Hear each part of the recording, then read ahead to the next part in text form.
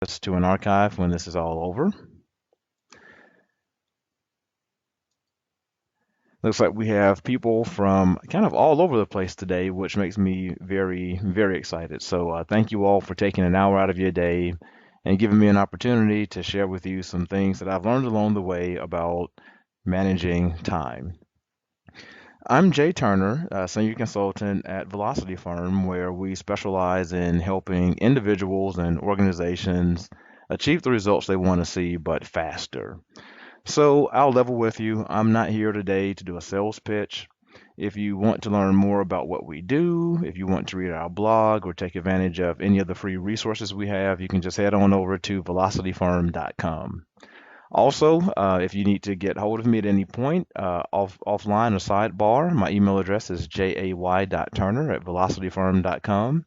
And also, you can follow me on Twitter at Lawless Librarian. Notice that there's no I between the L and the B. As some of you might know, I spent almost 2 decades working in public libraries. I started off at the ripe old age of 14, and I've worn almost every conceivable hat you can imagine as the years passed. I started off as a shelver, and then I moved into working circulation, and then I worked at the reference desk as a librarian, and then I became a staff trainer, then a training manager, and ultimately I wound down my career as a CE director at a state library. But as my jobs changed, heck, even as libraries changed, I found that it became increasingly difficult to really always be on top of things. I know I'm preaching to the choir, and I'm not a betting man, but I am willing to wager that most of you on the call today find it at least sometimes challenging to balance the multiple and sometimes conflicting priorities of our jobs while also trying to produce the value and the results that our organizations expect. It's funny, when I told my wife that the first free webinar that I would host would be about time management, she literally looked at me and laughed in my face. And she said, "You of all people trying to teach someone about managing time?" And in all fairness, I could see where she was coming from. I'm not naturally good at managing my time, I'm just not built that way. However, as my work and my life became increasingly complicated and complex, I recognized that that's an area that I needed to develop to make sure that it didn't derail my career or derail my life. So, like a good librarian, and yeah, I don't work in libraries anymore, but you know how it is. You can take a boy out the library, but you can't take the librarian out of a boy. So, like a good librarian and a good lifelong learner, I really began to methodically try to build up some competence in that whole area of time management. So I'm not a master by any means, but what I do want to do is I want to share with you today some strategies that I found to be particularly useful in managing the scarce resource that is time. So over the next hour, we're going to talk about what I call the seven deadly sins of time management. And we're going to look those bad boys in the eyes and we're going to look at ways that we can combat them so that you can continue to produce results for your organizations and hopefully, ultimately, find more happiness in your work. So, time management is unlike this stud of a guy over here. Time management is not sexy, it's not exciting, but I think it's something that's necessary as we all as we all kind of go through this never-ending pursuit of providing the best services and products that we can to our customers or our clients. So, from an organization's perspective, uh, good time management is necessary because it improves staff productivity. There's also better performance in the way that we deliver to our customers when we are all managing our time well. And when we have a good handle on our time, you get improved coordination between tasks and projects across an organization. And ultimately, better planning reduces crises and the need to put out fires, which overall just reduces stress for everybody involved. So, when you truly begin to consider how you manage time, either personally or professionally, you begin to see that it is the single most valuable asset that you have. One of my favorite business writers, his name is Harvey Mackay. He summarizes how I view time the best. If there's nothing else you take away from today, I hope that this quote sticks with you because it frames the importance of time in everything that we do. And Harvey Mackay says, time is free, but it's priceless. You can't own it, but you can use it. You can't keep it, but you can spend it. And once you've lost it, you never get it back. Here's the thing. We all have the exact same amount of time in a day, and that's 1,440 minutes. And you know what? Actually, as I think about what my boy Harvey Mackay just said, I think the title of this workshop might be a little bit misleading. And that's because time really can't be managed. Once it's passed, that's that. But we do have the power to manage the activities so that we can make better use of our times. So when I think about a lot of workshops like this that about time management, they oftentimes focus on, here's this tool that you can use, or here's how you can manage your calendar, or here's an app for your phone that you can take advantage of. And they really look at, managing the activities of your day, but they don't holistically address how do you prioritize all those competing demands that you face at work. And that's what we're doing here today. We're going to be looking at those seven deadly sins of time, or actually, I guess I should say activity management, so that we can be our best professional selves. So let's look at each one of these sins. We're going to look them head on, and then we're going to unpack some strategies that we can use to defeat those deadly sins. So let's start off by looking at the first deadly sin, and this is what I consider the failure to internalize strategic direction. And this one's simple, really. Yet I often see this lack of organizational awareness in clients and libraries that I've worked with. It's a recurring theme that I've observed in many employees that they just don't know the strategic direction of their organization. And oftentimes, it's not the employee's fault. I mean, organizations are notorious for investing a lot of resources in creating mission statements and vision statements and value statements and strategic plans. But then what happens to those documents? They kind of get put into a binder and they get shoved into a corner in the director's office, and nobody really pays much attention to them until it's time to report out on activities for a strategic plan. But I believe that every bit of work that we do needs to be filtered through a series of essential lenses, if you will, of the organization's overall direction. So we need to be cognizant of, does our work directly connect with the mission and the vision of our organization? It's the work that I'm doing, does it connect with our organizational values? The work that I'm doing, does it connect with our current strategic plan? See, all of those items serve as an internal barometer. And I'll posit that if the work doesn't align with these items, assuming that your organization actually has these items in place, then the work is non-essential and shouldn't be done. So I want to do a quick pulse check.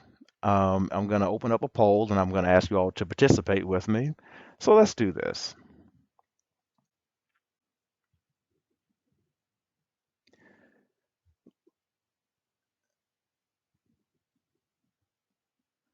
So let me ask you, I can name my organization's values. Go ahead and pop that in there. I mean, can you name them? Yes, no, or your organization doesn't have values. Let's see what you have.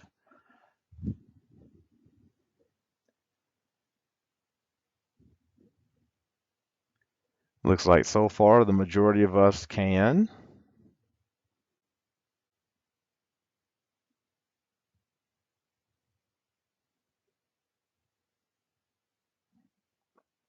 Well, very good. It looks like, in general, that we're on the right track. We know our organization's values, so that's just one of those lenses. All right. So I'm going to stop sharing this poll. I'm going to ask you another question. So how about this one? I can name all of the current strategic initiatives of my organization.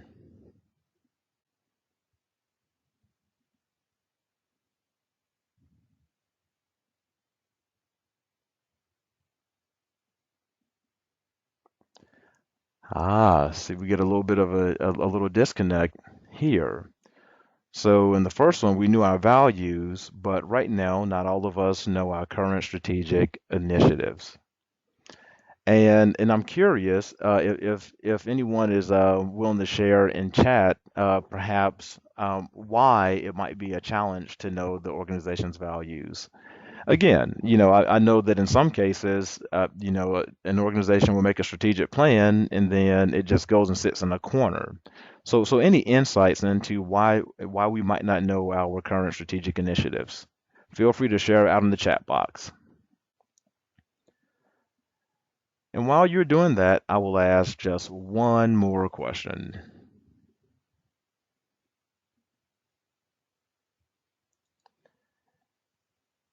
And my last question that I'm going to toss out there is can I conversantly explain to a stranger the mission and or vision of my organization?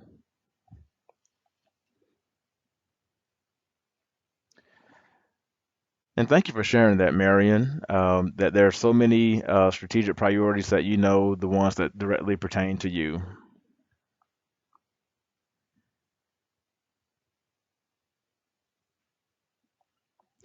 Yeah, I like Scott's observation too. It's in a giant PDF file and not visible otherwise. Again, I mean, this kind of underscores a disconnect that we do see oftentimes in organizations, large and small. So the reality of it all is we have to we have to make sure that when we're considering our work, even if even if the strategic direction is buried somewhere, or if it's not talked about openly, I think it's incumbent upon all of us to really to do our due diligence and do the digging and find out what it is, so that we can make sure that we are applying that appropriate lens to the work that we're doing. We have to make sure that our organization's strategic direction is that compass that's going to guide our work. So that's our first deadly sin. Let's talk about another one. So the second deadly sin that I see, whether it's with individuals that I've worked alongside or people that I've coached or mentored, is this propensity to live with what I call uninspired or tepid goals. And this isn't a condemnation of those people by any stretch. But too often, organizations tacitly promote a culture of tepid goal setting. I mean, think about your typical annual performance evaluation process. And it probably goes something like this. You're probably told to write your goals for the upcoming year, and you're probably given some guidance that they should be SMART goals. And your SMART goals should probably account for how you contribute to the big picture and how does your day-to-day work contribute to the success of your team, so on and so forth. And then after you have those SMART goals written, you probably have some success criteria that are defined for each of your goal areas. And then at some point during the year, you and your supervisor might sit down and do, at a predefined interval, you might check in and see how things are going. And then at the end, the annual review comes and you either pass, you fail, or you get remediated through an action plan, and that's about it. Nobody really cares, right? I mean, have we seen that? Have we seen that sometimes uh, where the performance process just really isn't really tied to much other than just being a process in and of itself? I don't know about you, but that just doesn't sound very inspiring to me. So here's what I think. I strongly believe that there needs to be what I consider a creative traction between your job and your personal interests. So when you have that traction there, people become more engaged in the work that they do. And we know that highly engaged individuals are the folks who move organizations forward. However, an organization can't force you to engage, but rather people engage when they can find that creative traction between what the organization is trying to accomplish and what that person, as an individual, is trying to accomplish. So on the screen here, I have some areas that you can contemplate, personally and professionally. And it's important that you think about many, if not all of these things, because as you know, our personal lives and our professional lives, they intersect and they have a bearing on each other. So what you want to do is just that you really want to make sure that you get that traction between your job and your personal interests.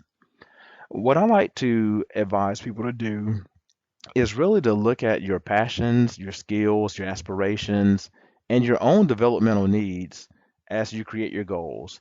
And then think about how you can put any or all of those areas in play while you're fulfilling your organization's mission, delivering on the strategy, or supporting any special projects that you might be involved in. So I believe that you really have to get those goals solidified so you know where you're going.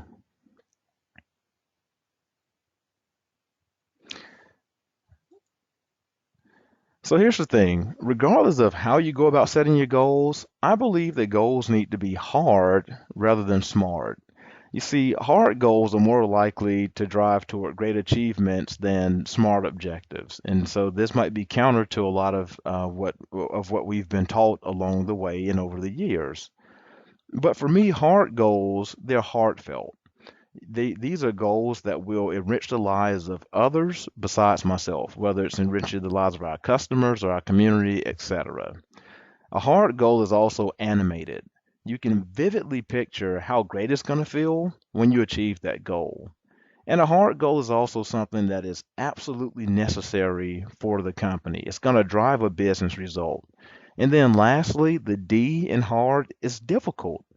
The goal should be hard enough where you have to stretch and learn new skills and get outside of your comfort zone to make the goal actually happen.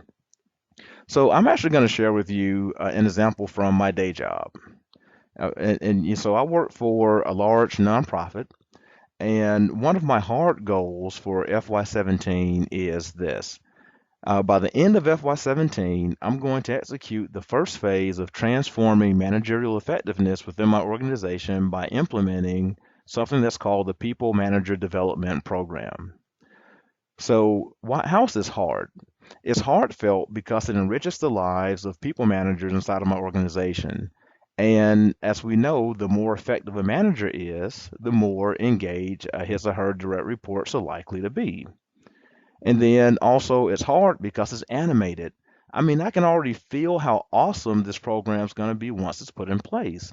The thing is, in my organization, there's been a void for this over years, and little old me, little old Jay from Georgia, I'm going to be one of the people who's influencing the strategy and driving the implementation behind this really much needed program. And it's also required because, again, we know that more engaged employees produce better business results. And managerial effectiveness has a direct correlation on employee engagement. So, yeah, this program that I'm putting in place is definitely required for my organization. And then lastly, it's difficult because, yeah, I've managed enterprise projects before, but mainly my enterprise-wide projects are always around software implementations. So now I'm having to stretch and grow and learn on the fly new skills for effectively influencing senior executives, as well as learning different aspects of agile project management because the requirements of my project constantly shift. So it is hard, but also the beauty is there's a creative traction there too, because I have things that I'm personally getting out of carrying out this goal. Remember, creative traction is all about aligning your passion and your skills and your aspirations and your own developmental needs to the needs of the organization. So with this goal, not only is it hard, but it is fulfilling my personal needs. It's satisfying a passion in me for developing other people. It also matches a developmental area that I have to help me gain more experience with agile project management. And then finally, once the program is off the ground, it's going to provide me another avenue to facilitate learning, which is a skill I have. So you can see that's how we build a meaningful goal for the organization, but also one that's going to help me become a better professional. So now I want to turn to our third deadly sin, and this is the deadly sin of failing to prioritize. So now that we've begun to really assess like how our job ties into our organization's plans and also gaining clarity on our personal goals, we need to turn our attention to prioritization. I think that we live in a world that's like a pressure cooker where we all have like these many overlapping commitments that needed to be done like yesterday. And I know that we all kind of feel this sense of urgency on a daily basis. So the question is, how can we manage the deluge of responsibilities we have, do great work, and also maintain our positivity? So many years ago, I read Seven Habits of Highly Effective People by Stephen Covey. I'm pretty sure that most of you on the phone probably have done this as well. And I became a huge fan of his time management matrix, and I swear by it today. So I want to kind of look at that strategy as a way to prioritize tasks so that we can effectively manage our daily and required routines, while also still having that space, if you will, to grow personally and also create impact for our organizations. So on the screen here, this is Covey's matrix. And as you can see, there are four quadrants, and they are organized by urgency and importance. I think that every activity can be put in one of four quadrants, and this can be used for prioritizing tasks. So you can see that tasks can be labeled as important or not important in combination with urgent and not urgent. So let's talk about, well, what does each one of these quadrants really mean? So, quadrant one is for immediate and important deadlines. Think of this as the quadrant of necessity. So, these are tasks that you do, and if you don't do them, you're going to have some type of negative consequence. Usually, the tasks that fall into quadrant one, they're deadline driven or they're time sensitive. And I know that on a daily basis, inevitably, many of the tasks that we do are going to fall in quadrant one. And the key is, how do we manage that? And then the second quadrant is for long-term strategizing and development. Quadrant two, this is the quadrant that you really want to be in. This is the quadrant where you want to spend most of your time. Tasks in this quadrant, these are the things that are going to be in direct alignment with your goals, and they're also going to help you achieve what you want and what your organization needs in the long run. Items in quadrant three are for time pressure distractions, is what I think of them as.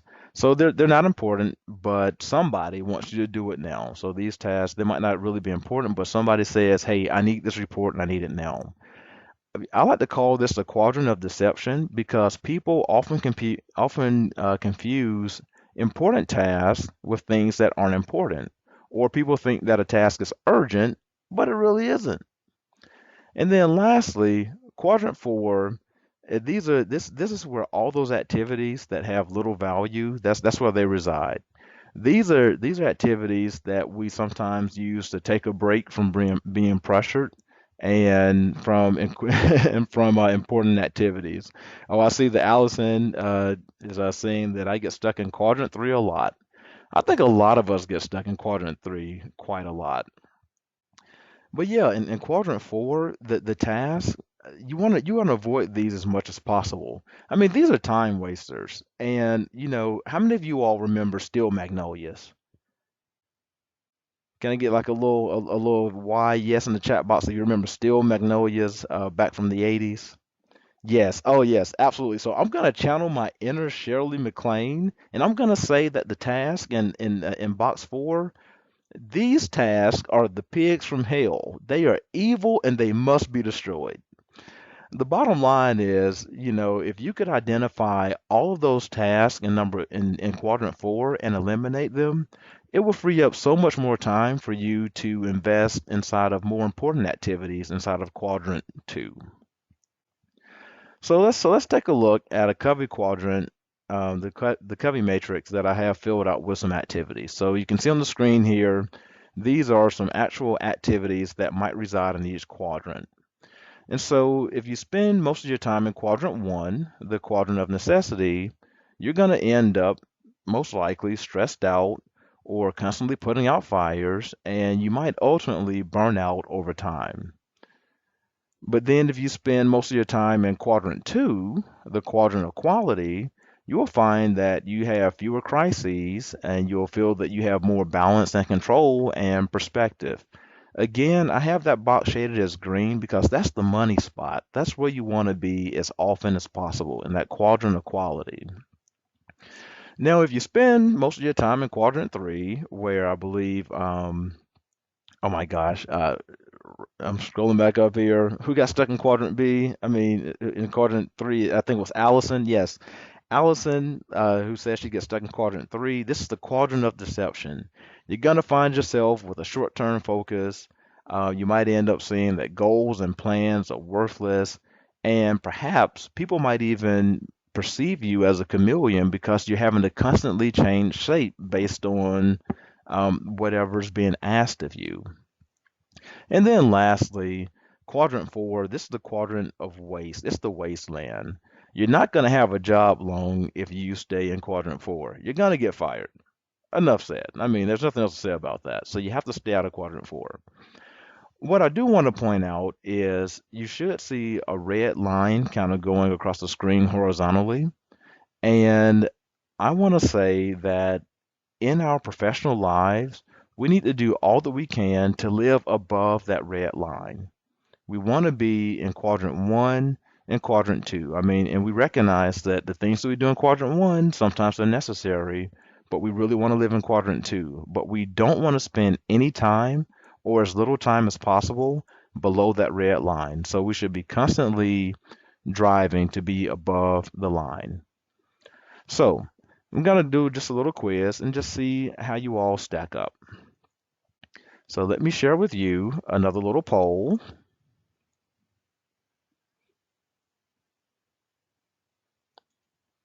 Here we go. So I want you all to reflect really briefly on this past week and in which quadrant that you spend most of your time.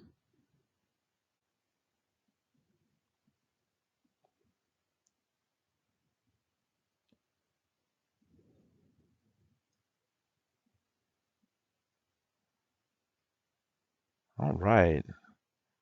Results are coming in. This is good. I'm seeing that we had some people spend some time in quadrant two, which is a great place to be. Quadrant one and quadrant three, they seem to be almost equally split at this point. But yeah, definitely, quadrant one is necessary. These are things we have to take care of. And quadrant three, I see that, oh, it looks like some of us got dragged down into the doldrums of quadrant three. Not uncommon at all. Okay, so let's hop back over into our presentation.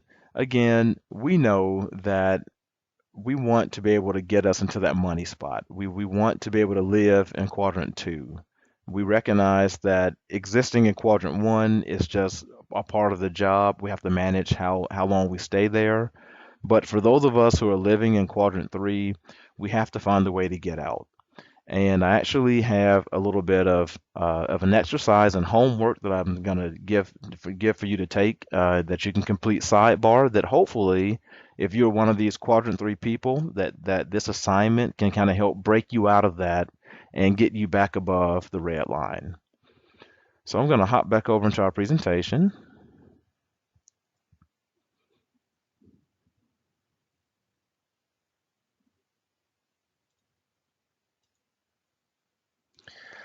So here's what we're going to do. So first of all, I'm going to give you a link to some homework.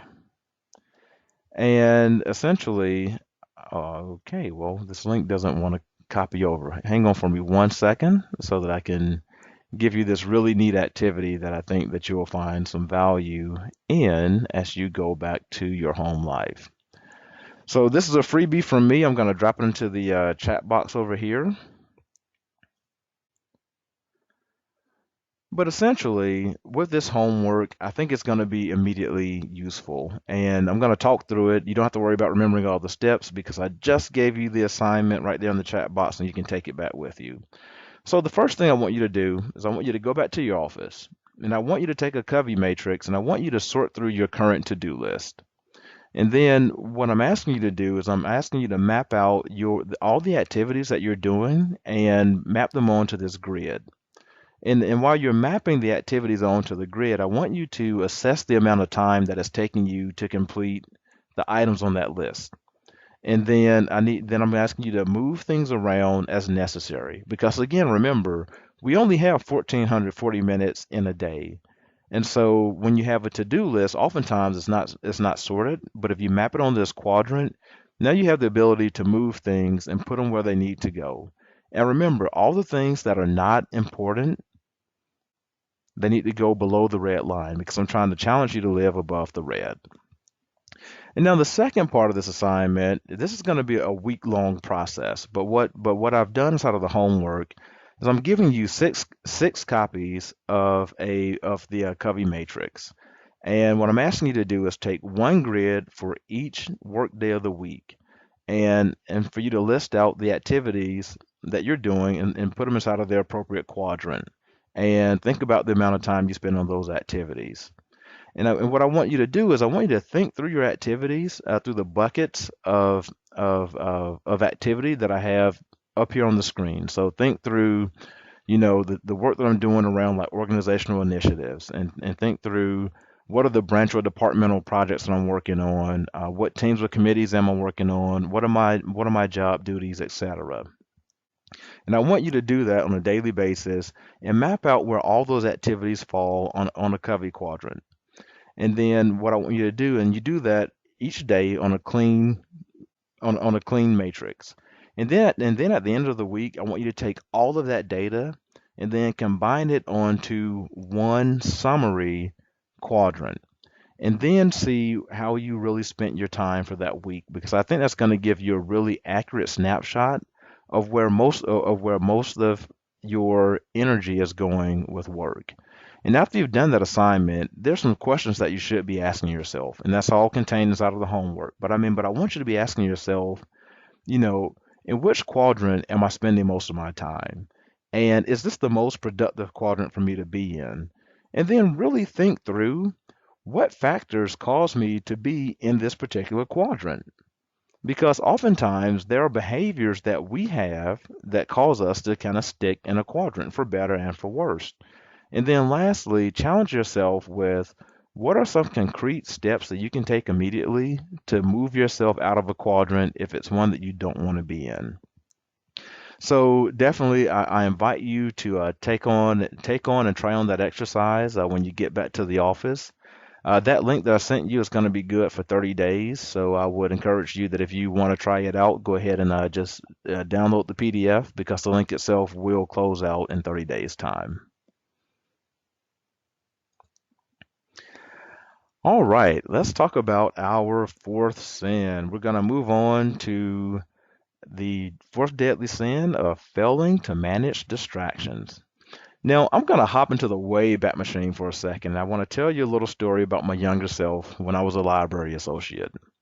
So back then, back in the day, I had a ton of regular customers who only wanted to be helped by me. Or when they came to the library, they only wanted to talk to me for extended periods of time.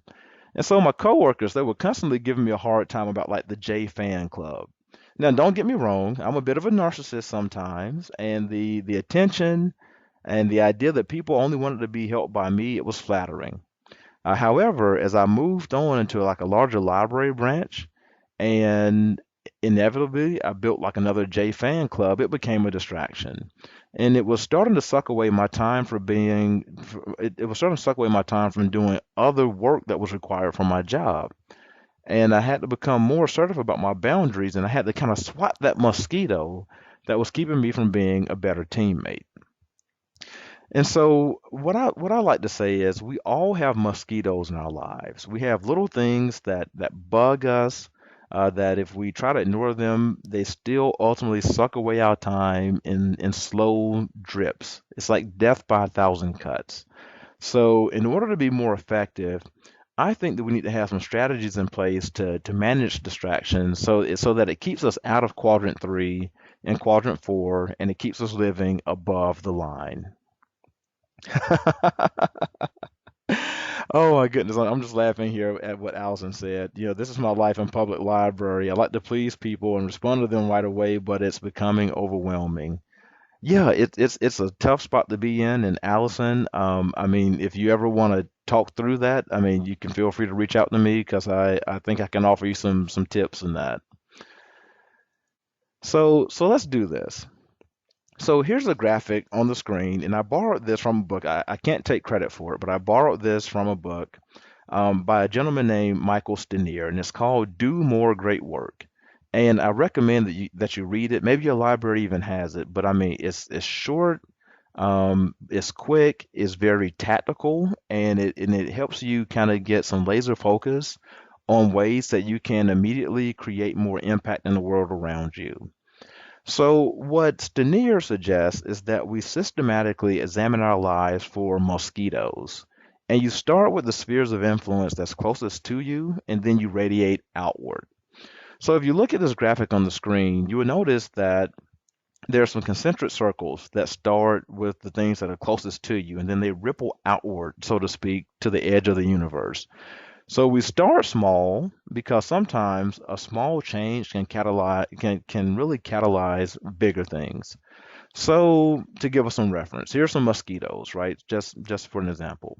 So at your desk or your shared workstation in your library, but maybe it's disorganized, or maybe you don't have an adequate system in place for staying on top of like that barrage of emails that you get, or the files of the project tasks that you get on a daily basis. So maybe your desk is a mess. And then outside of that, we radiate out to the office or our library branch. I mean, maybe, as you're looking at your library, perhaps you have poor sight lines around the building, and it makes it hard to monitor like the in-branch behavior. Maybe, there might be, teams making out in the corner, but you just can't see it, right? Because the way your shelves are stacked up makes it hard to see things. Or perhaps you might have like your most frequently visited range of books in an area that's not closer to the front of the building. Whatever. But these are little things that might be broken in the world around you that perhaps you could fix. And then you kind of radiate outward to your workload. And you think about, well, like, what's a mosquito there? Perhaps you've become the go-to person because other people just won't do their jobs, or it's because you can't say no to opportunities for which you were nominated. And I know that that happens a lot in libraries. So what I like to do is I want you to just kind of like play along with me for a minute. I'm gonna let you play along with me for a moment, but I want to talk you through something that I think that each one of us can do when we get back home. So when I was in my previous job as a CE director at a state library, I kind of did this assessment to find the mosquitoes in my life. So I put together this chart and I used those circles from the previous slide. And I was like, well, at my desk, in my office, with my workload, with my team, etc., what are some things that are broken? What are some of the mosquitoes in my life? And I forced myself to be very granular about some of the mosquitoes that I found around me. So, for instance, when you look at my desk, everything was cluttered. I had a dual monitor setup that made it where it kind of created a wall between me and the people who visited my office.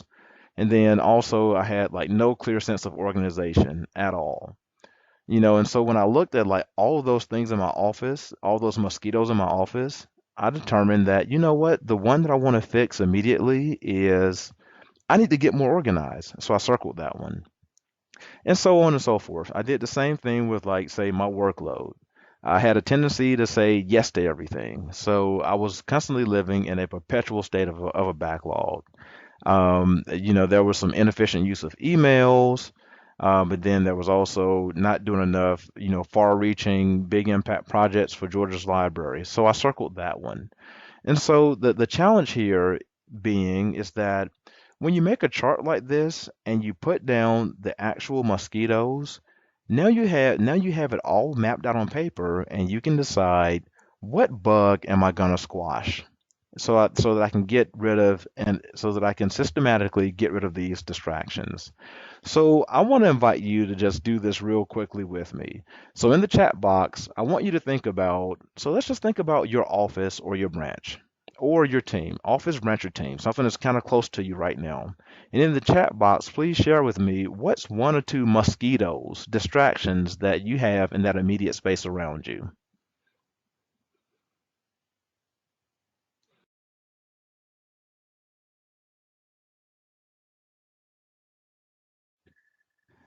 So Sheila has a disorganized desk. Yep, old files. Okay.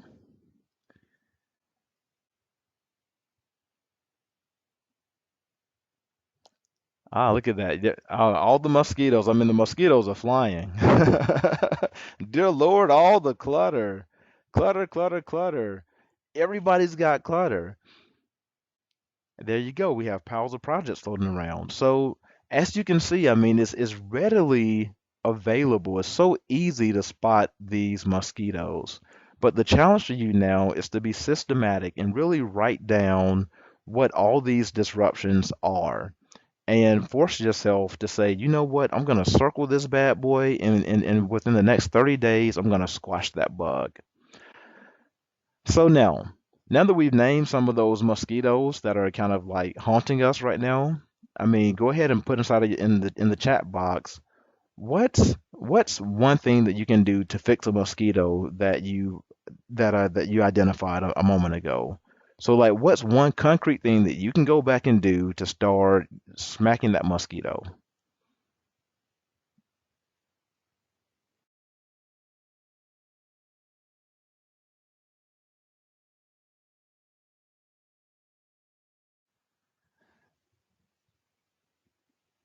There you go. Throw out those files, pick up the paper, handle the issue. As I like to tell people, you see a problem, own the problem. If you see it and you know you can do something about it, what better day than today than to fix it? There we go. All good stuff coming in.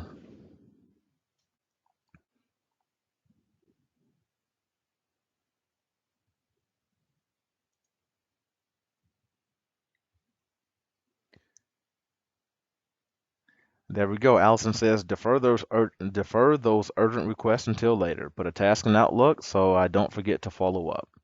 Oh, and Allison, and I know that I said that I didn't want to get down in the weeds and about technical tools you can use, but I will say that for Outlook, there's a plugin called Boomerang that I love, and Boomerang allows you can schedule an email to pop back up into your inbox so that you can follow up on it. So let's say you have an email that you need to follow up on in a week. You get Boomerang, you boomerang it back to yourself, and that is the way that I manage so many emails that I get for the projects that I work on. So yeah, check it out if you haven't. All right, so let's talk about another deadly sin. We are entering the home stretch, folks. So let's talk about this deadly sin of giving in to procrastination. I mean, does your life ever feel like this lady in the picture? I know mine does sometimes. But if you take a step back, many of us, we have to recognize that we become this lady right here through our own volition. We procrastinate.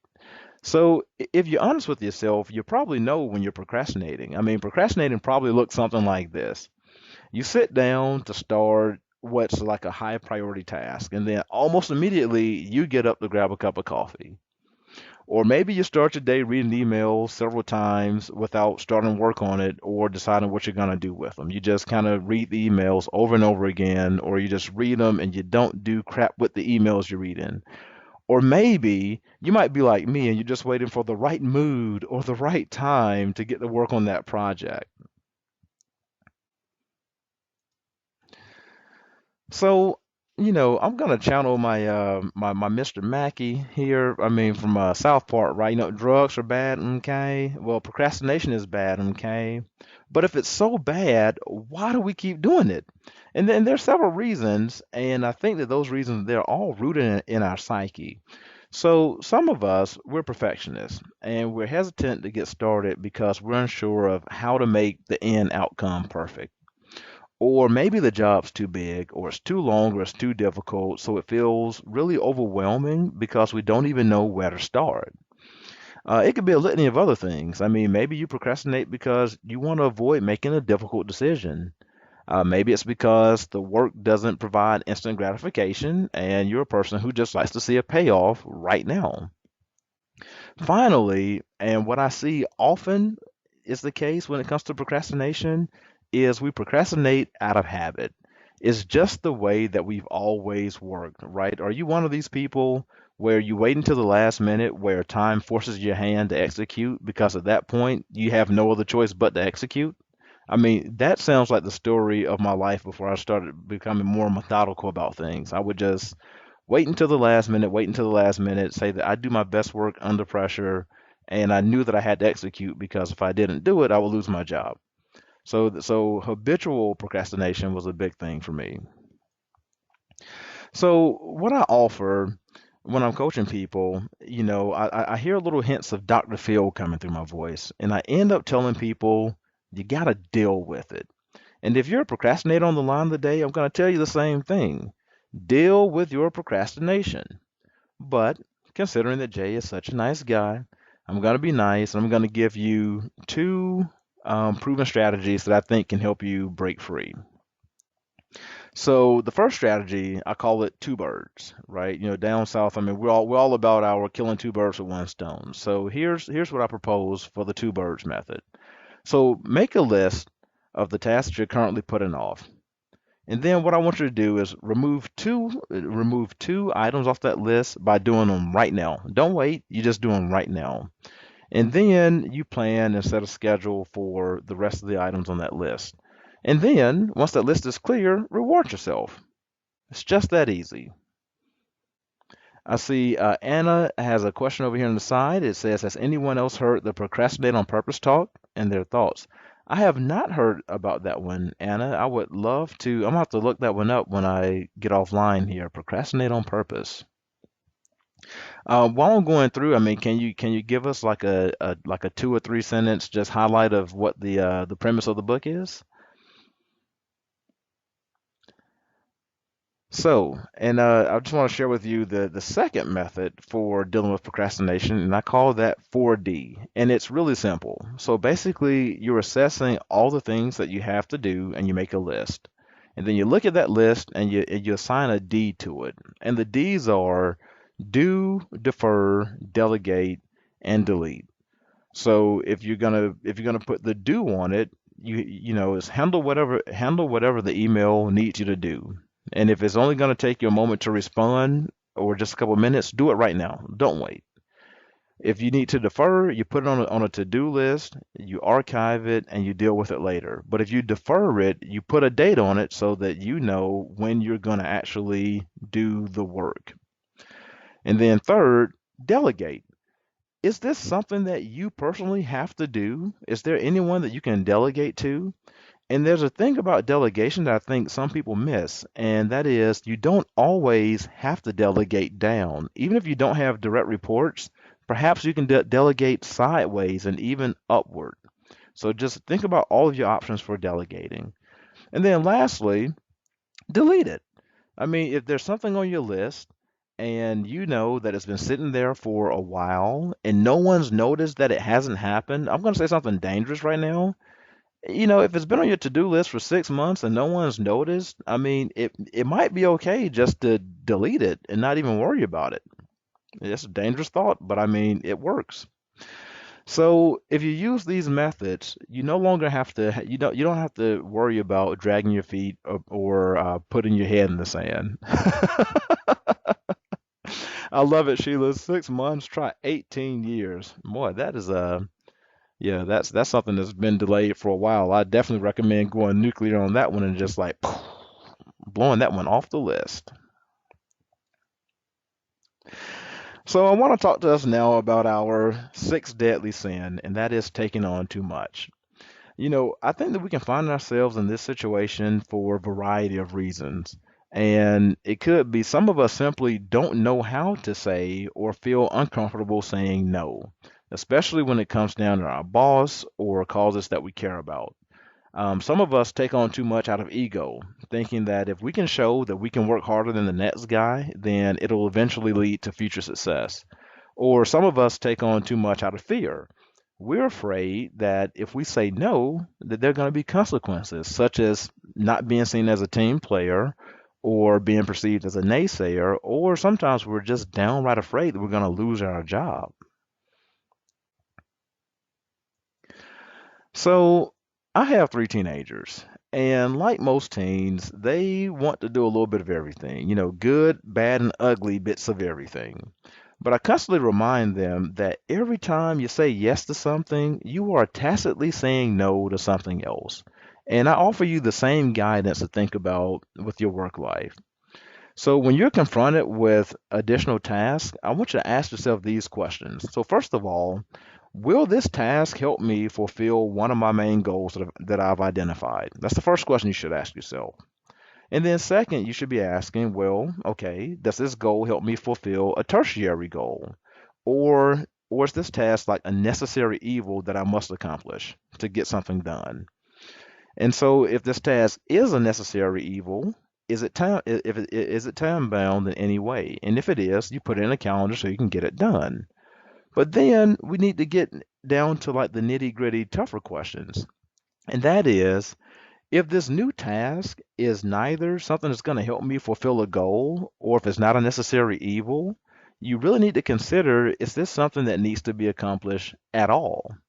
And then lastly, do you have the bandwidth to successfully complete this new task that someone might wants to give you? Do you have the bandwidth to complete it up to standard? So you need to be asking yourself those questions. And so the beauty of where we are now is that you're armed with several prioritization techniques that can help you plan for and manage situations when someone's attempting to add more to your life.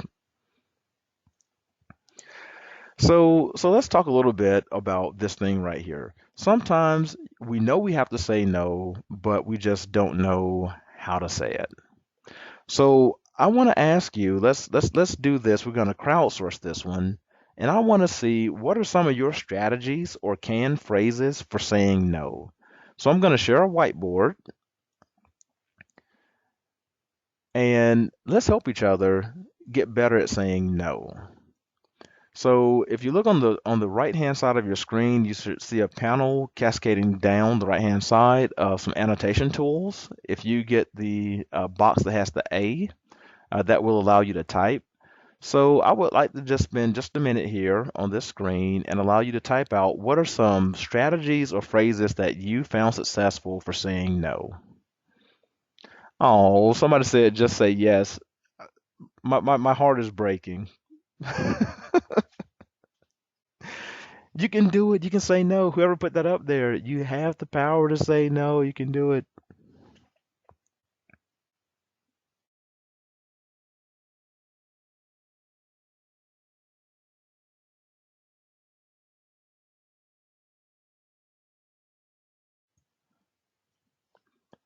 Oh, these are all great. I can do that. What should I remove or delay on my list? Yep, be honest. I'd love to, but my schedule is full. I like that. I would love to, but I'm swamped right now.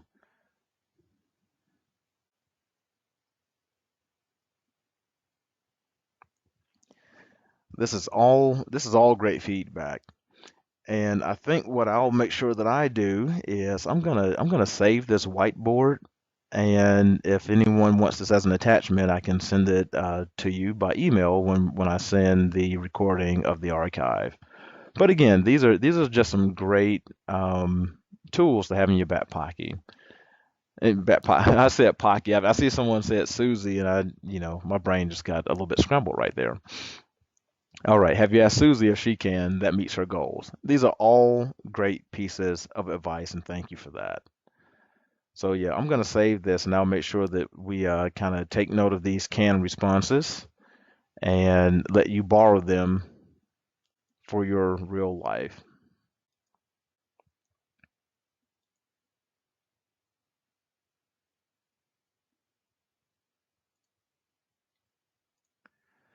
So I couldn't have said it any better myself as far as how to say no. I mean, you all have the answers within you, and I'm glad that we got an opportunity to share those out.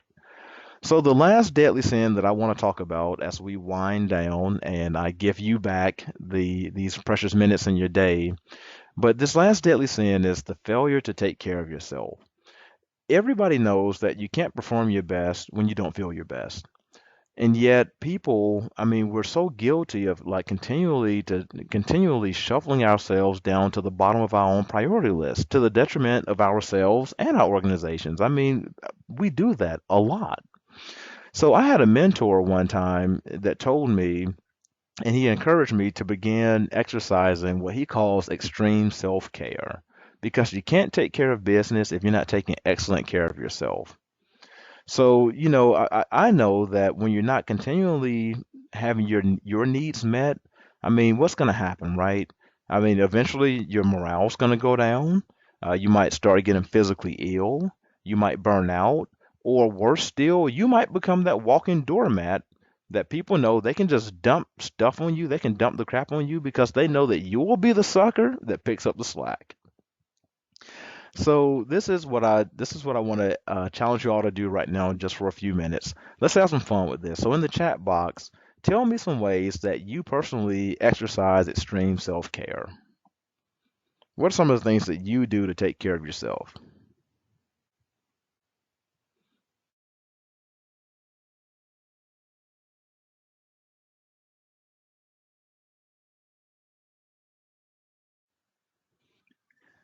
Oh, I like that. All these massages, I need that.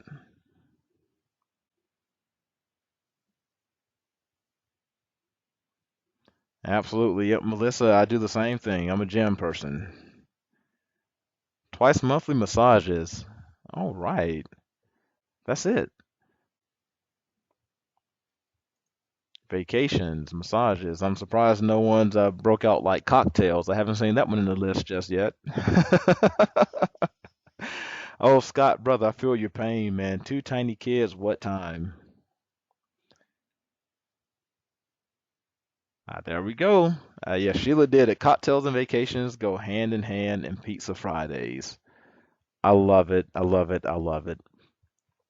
We all have a duty. I mean, just as we have a duty to work hard for our employers and to really try to produce value and impact for our jobs, we have a responsibility to ourselves to take care of ourselves, because if we don't do it, no one else is going to do it for us.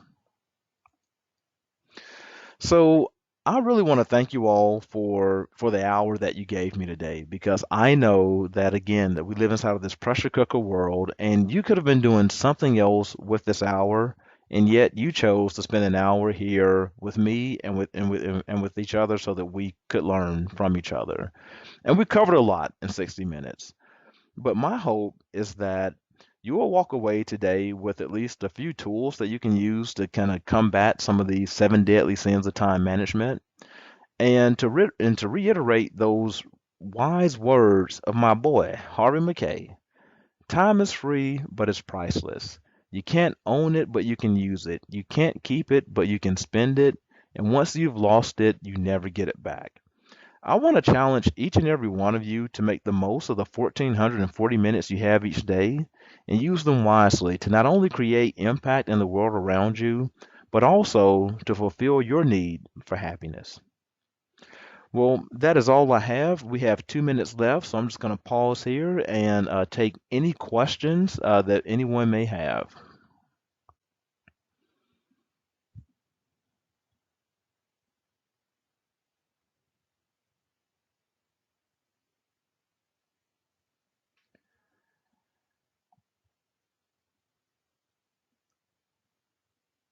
All right. Well, hey, thank y'all very, very much.